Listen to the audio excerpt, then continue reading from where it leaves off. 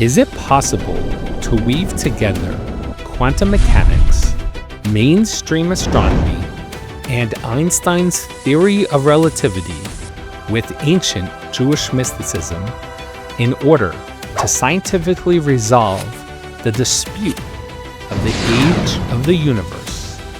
And what does consciousness have to do with it all? Learn what Nobel Prize winners have to say in this life-altering video. The personal ramifications for anyone who believes in the validity of the Bible could not be greater. Stick around until the very end to see why this presentation is unlike any other you have ever encountered.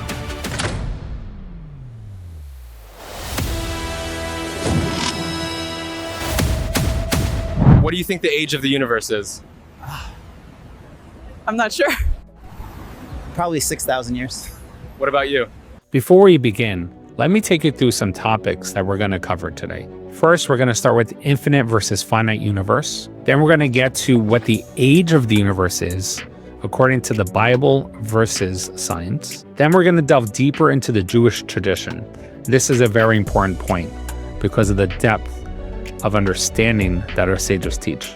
We're going to then explore a little bit of Einstein's theory of relativity. Then we're going to get to the fine-tuned universe and the Anthropic principle, followed by a discussion of the double-slit experiment, the role of consciousness and observership, the role that Jewish mysticism plays in all of this, and then finally Maimonides and Nachmanides, who they are and why their views are so important. So I know this is a lot of information. Go grab a pen, paper, notepad, whatever it is that you use to take notes. We're going to start with a quote from Gerald Schroeder, a religious scientist who has done much work trying to reconcile science and religion. In 1959, a survey was taken of leading American scientists. Among the many questions asked was, what is your estimate of the age of the universe? Now, in 1959, astronomy was popular, but cosmology, the deep physics of understanding the universe, was just developing. Several years ago, the response to that survey was republished in Scientific American, the most widely read science journal in the world. The answer that 2/3, an overwhelming majority of the scientists gave was age. There was no beginning.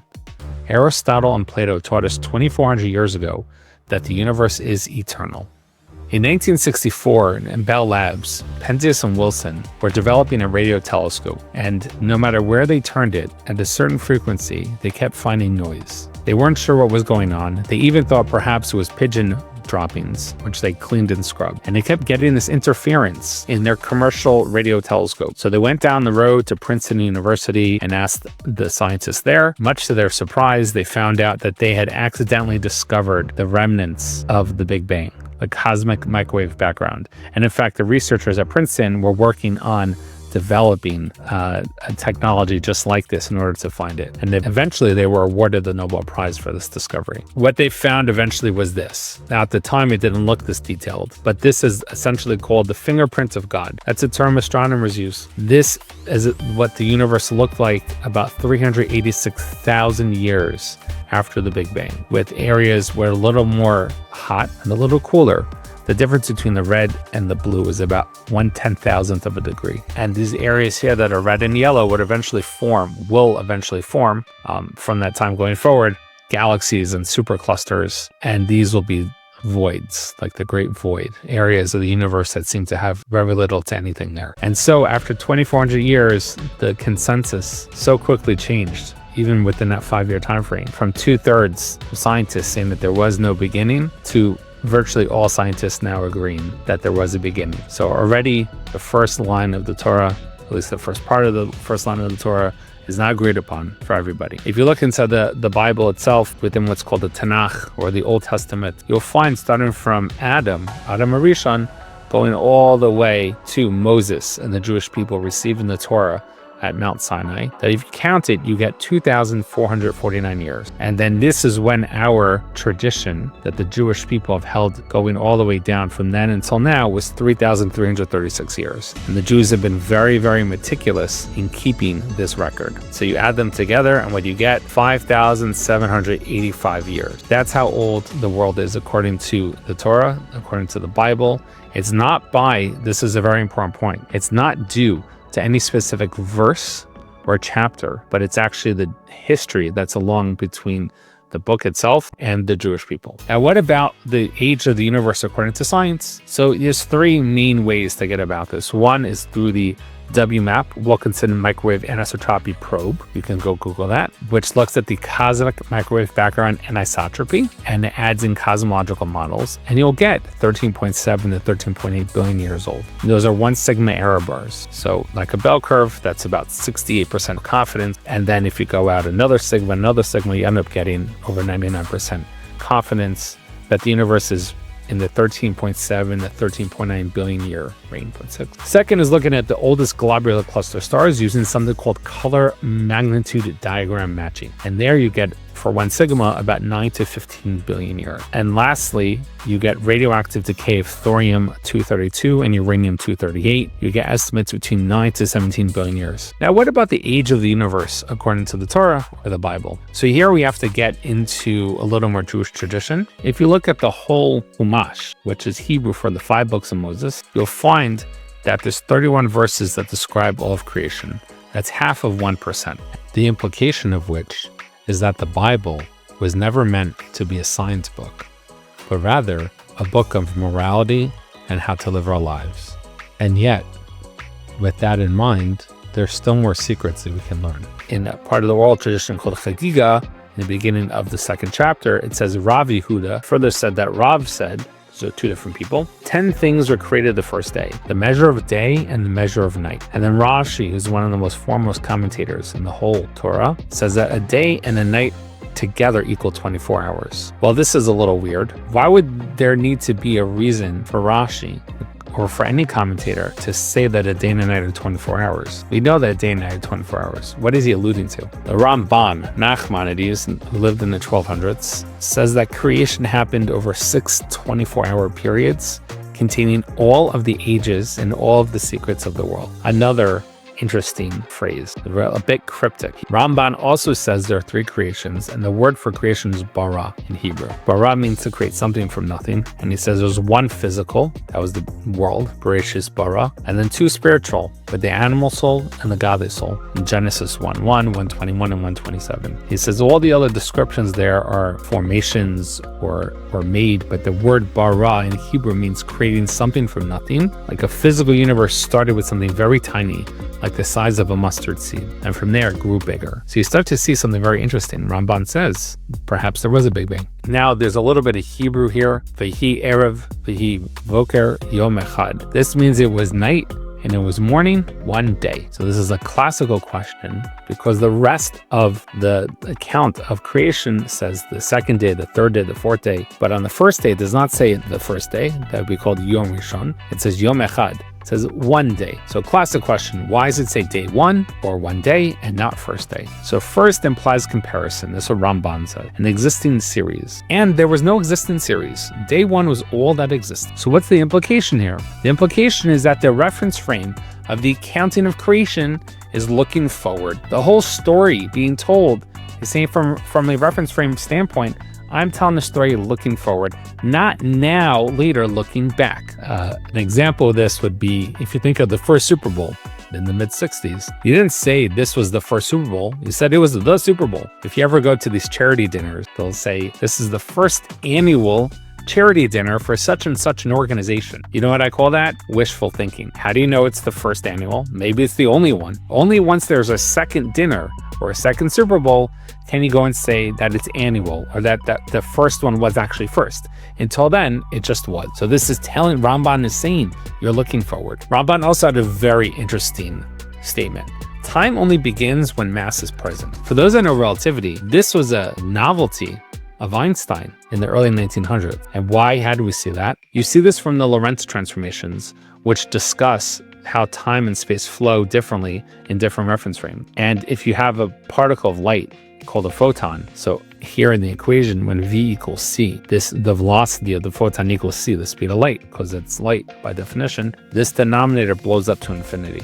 Well, it blows up to 0, but the whole value here, 1 over 0, is infinity. So everything blows up. It's undefined when mass is 0. So this was 700 years between what Ramban said and then what Einstein said. Another quote from Gerald Schroeder: the general relationship of the stretching of space between the era of proton-antiproton formation, that time near the beginning at the threshold energy of proton, when the first stable matter formed, and time today is 1 trillion. Space is stretched by a factor of 1 trillion. So when a view from the beginning looking forward says, I'm sending you a pulse every second, would we see a pulse every second? No, we would see one every trillion seconds. That's the stretching effect of the expansion of the universe on the perception of time. So here's an example. If you stretch a rubber band, you see that the effect stretches. So an example would be like the moving walkways in an airport. So you ever go with someone and you let them go first and then you stop, and just to see how long it takes for them to notice you're not there. So if that person keeps going and you're still on the platform right before it, and you start throwing a ball at them the same speed, well, it's going to get spaced out, the time between, as the farther away he or she gets from you. So that's like space expanding. As space continues to expand, you say 1 1000, 2 1000, 3 1000. But the way you convey the information is that the ball that you're throwing is the information. It's the particle of light hitting you. It's taking longer and longer to get to you. Therefore, it looks like space is expanding at a slower rate. Therefore, it looks like time is flowing for you at a slower rate. Schroeder continues, the biblical text shows us, and the Talmud confirmed, that the soul of Adam, the first man, was created 5.5 days after the Big Bang, half a day before the termination of the 6th day. At that moment, the cosmic calendar ceases and an Earth-based calendar starts. How would we see those days stretched by 1 trillion? 5.5 trillion days, divided up by 365 days in a year, comes out to be 13.9 billion years. The universe is billions of years old, but from the biblical perspective, those billions of years compress into 5.5 24-hour days. So the universe is both 13.8 billion years old and 5,785 years old, just from different reference frames. For those that are married, will find this funny, hopefully. Let's compromise. You admit that you're wrong, and I will admit that I'm right. Different reference frames. So you see, you can have a situation now, this is quite insightful, of a universe being both 13.8 billion years old and 5,785 years old at the same time. Just like in relativity, you have two different reference frames of how old the world is, looking forward versus looking back from here. You can have two different reference frames. Now, that argument that I presented was originally shown by Gerald Schroeder, and he's given the talk many times, including on YouTube. I give you a shorter version of it, but I want to add something from quantum mechanics as well that I think will be a nice novelty. So one of the interesting facts of the universe that scientists have trouble with, especially atheists, is the fine-tuned universe with about 26 constants, that these values here, the speed of light in a vacuum, the magnetic constant, etc., the Planck constant, the Planck mass, etc., that these values, we don't really know where they come from. And if we change them just a little bit, most of reality that we know of doesn't really exist anymore. The world just becomes seemingly meaningless. Life doesn't seem to be able to be formed, etc. This gets to an issue called the Anthropic principle. So you'll hear a lot of times religious leaders, rabbis, priests, etc., that they'll say, well, you want a proof of God, or you want to see strong evidence that God exists? Look how finely tuned the world is and the universe. And look at the Goldilocks zone. The Earth is, if it was a little too close to the sun, a little farther away from the sun, life wouldn't exist. So you see, it was just perfectly tuned for us. You know, everything was just finally adjusted for life for us, and therefore you can see there's a God. Well, the problem with that is called the weak anthropic principle, which says that if the conditions were not just right, beings, life, would not exist to ask why the conditions are not just right. Meaning, if you have 1 trillion planets, let's say, and there's more, let's say you have 1 trillion planets, and 1 out of 1 trillion planets will harbor life. There's no one on the other trillion minus 1 planets, 999 billion, etc. planets to say, hey, how come there's no life here, right? Like if the chances are 1 in 1 trillion, whichever planet is the lucky one that everything just worked out for it, thinks that there's something special about them. But it was just by chance. So it's pretty hard to respond to that. There are different arguments you can use with like signature in a cell, and DNA evidence. But from an anthropic principle, this was promoted by non-religious scientist, physicist. There's books on it, and it says something very radical. Observers are necessary to bring the universe into being. Now, even when I first became religious, I was not comfortable with this. What do you mean observers are necessary to bring the universe into being? How could that be? The universe came to exist before, and then I'm here now. So how could I affect that? So, what they taught us in school isn't really the way it is, and that our senses are playing tricks on us. You just gotta wonder, what is this reality that we find ourselves in? Quantum physics says it's all just waves of information. Do I believe that? I hope so. Yikes! And here we are, the granddaddy of all quantum weirdness, the infamous double-slit experiment. To understand this experiment, we first need to see how particles, or little balls of matter, act. If we randomly shoot a small object, say a marble, at the screen, we see a pattern on the back wall where they went through the slit and hit. Now, if we add a second slit, we would expect to see a second band duplicated to the right. Now, let's look at waves. The waves hit the slit and radiate out, striking the back wall with the most intensity directly in line with the slit. The line of brightness on the back screen shows that intensity. This is similar to the line the marbles make. But when we add the second slit, something different happens. If the top of one wave meets the bottom of another wave, they cancel each other out. So now there is an interference pattern on the back wall. Places where the two tops meet are the highest intensity, the bright lines, and where they cancel, there is nothing. So, when we throw things, that is, matter, through two slits, we get this, two bands of hits. And with waves, we get an interference pattern of many bands. Good so far. Now, let's go quantum.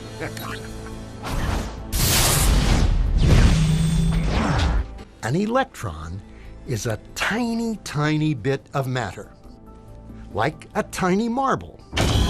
Let's fire a stream through one slit. It behaves just like the marble, a single band. So, if we shoot these tiny bits through two slits, we should get, like the marbles, two bands. What? An interference pattern. We fired electrons, tiny bits of matter through. But we get a pattern like waves, not like little marbles. How? How could pieces of matter create an interference pattern like a wave? It doesn't make sense. But physicists are clever. They thought, maybe those little balls are bouncing off each other and creating that pattern. So, they decide to shoot electrons through one at a time. There is no way they could interfere with each other. But after an hour of this, the same interference pattern is seen to emerge. The conclusion is inescapable. The single electron leaves as a particle, becomes a wave of potentials, goes through both slits, and interferes with itself to hit the wall like a particle. But mathematically, it's even stranger. It goes through both slits, and it goes through neither. And it goes through just one, and it goes through just the other. All of these possibilities are in superposition with each other. Physicists were completely baffled by this. So they decided to peek and see which slit it actually goes through. They put a measuring device by one slit to see which one it went through and let it fly. But the quantum world is far more mysterious than they could have imagined. When they observed, the electron went back to behaving like a little marble. It produced a pattern of two bands. not an interference pattern of many. The very act of measuring or observing which slit it went through meant it only went through one, not both. The electron decided to act differently, as though it was aware it was being watched. It was here that physicists stepped forever into the strange netherworld of quantum events. What is matter? Marbles or waves? And waves of what? And what does an observer have to do with any of this? The observer collapsed the wave function simply by observing. If you have never seen that concept before, it should bother you. It takes time to absorb its message, and even then, it's still very difficult to understand intuitively what's going on. To quote the Nobel laureate Eugene Wigner, it follows that the quantum description of objects is influenced by impressions entering my consciousness. The being with a consciousness must have a different role in quantum mechanics than the inanimate measuring device. And Richard Feynman, who was the student of Professor John Wheeler, who we're going to learn about soon, says, if you think you understand quantum mechanics, you do not understand quantum mechanics. John Wheeler, from something he published in 1977, no universe at all could come into being unless it were guaranteed to produce life, consciousness, and observership somewhere and for some little length of time in its history to be. The observer is as essential to the creation of the universe as the universe is to the creation of the observer. Observership calls and enforces a transcendence of the usual order in time. Now, while you process that, I want to share with you a few words of a Jewish prayer that we say during what's called the Musaf prayer, the additional prayer, on Rosh Hashanah, on the Jewish New Year. This is usually already in the late morning, the early afternoon. People are ready to get back home to have their meal, and the shofar, the ram's horn you see there, which is blown many, many times on Rosh Hashanah, 100 times. 30 is required, but 100, many do 100 blasts. So during the repetition of the Musaf prayer, after several times throughout that prayer that the shofar is blown, and then the congregation all says together a paragraph that starts with Hayom Haras Olam, which means that today is the birthday of the world. Well, you have a problem because Rosh Hashanah is on the first day of Tishrei, and that's when man was created, according to Jewish tradition. But according to Vayikra Rabbah, it says, B'Shem Rabbi Eliezer, B'Kaf Hey B'Elul Nivra Ha'olam. It says in the name of Rabbi Eliezer that on the 25th of Elul, which is the month right before Tishrei, it's the last month of the Jewish year, that's when the world was created. Meaning, the sages said, or at least Rabbi Eliezer says, that if you count backwards from the sixth day, when Adam comes on the scene, go back to the first day of creation was actually the 25th of Elul. Well, if it's the 25th of Elul, how can we say during the Rosh Hashanah prayers, which were instituted by the sages, that today is the birthday of the world? Classical question. And I want to share with you a piece of Jewish mysticism, really what's called Chassidus, to illuminate a brand new answer that so beautifully helps us to understand the quantum mechanics. This is from the Lubavitcher Rebbe, as quoted in Talmud's Patterns in Time, from a saying he gave over in the 20th century. Through the creation of man, God established a new definition of existence. And according to this new definition, the world did not previously exist. Beginning with the Big Bang, the universe expands and cools. After eons of dynamic development, it gives rise to observership. Acts of observership participancy, in turn, give tangible reality to the universe, not only now, but back to the beginning, which tells you causality is no longer preserved. And he proposed an experiment called the delayed choice quantum eraser, which found its first results in 1997, 17 years after this quote. This gives strong credence to what John Wheeler said. So I want you to absorb this. You might need to pause the video for a moment to absorb this notion that from a vantage point of quantum mechanics, the future can affect the past. And even here, the way he drew it with an eyeball, that the universe is created in a state of potential, can argue many potentials, even your many universes theories. And then the ones that produce life, once life comes on the scene, it retroactively creates the whole past. And the day that happens is zero, day zero, year zero. You could have a universe with 13.8 billion years of evolution that gets created today. And therefore you can have both the Bible being true, that the world is under 6,000 years old, with a history of 13.8 billion years, and it is not a contradiction to the science at all.